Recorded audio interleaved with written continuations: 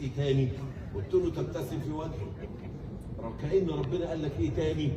قلت له ما تخنيش. كأن ربنا سألك وايه تاني؟ قال لك تساعدني في الحياة، وهكذا. قعدت تقول لربنا 20 طلب انت عاوزه من مراتك. كأن ربنا قال لك خلصت. قلت له ايوه خلصت. قال لك بسم الله الرحمن الرحيم ولهن مثل الذي عليهن بالمعروف وللرجال عليهن درجة.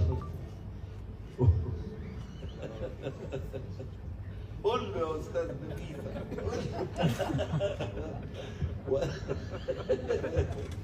ولهن مثل الذي عليهن. يعني اللي مش تخيل حضرتك ان ربنا سبحانه وتعالى يقول لك زي ما بتطلب من مراتك هي بتطلب منك.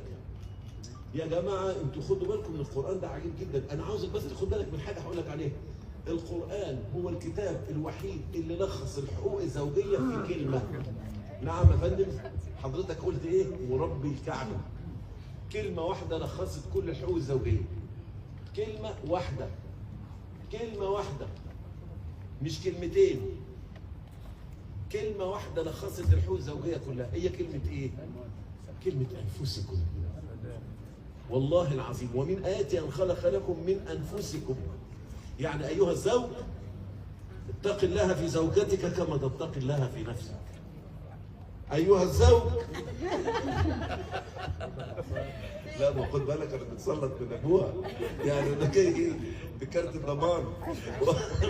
أيها الزوج أحب زوجتك كما تحب نفسك. أيها الزوج احرص على جلب المصالح والمنافع لزوجتك كما تحرص على جلب المصالح والمنافع لنفسك.